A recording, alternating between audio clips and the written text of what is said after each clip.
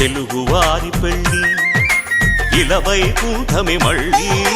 సంప్రదాయమే సౌందర్యంగా సాగుతున్న పెళ్ళి ఇది తెలుగువారి పెళ్ళి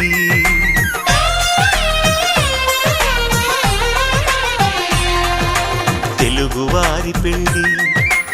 ఇలవైకుంఠమే మళ్ళీ సంప్రదాయమే సౌందర్యంగా సాగుతున్న పెళ్ళి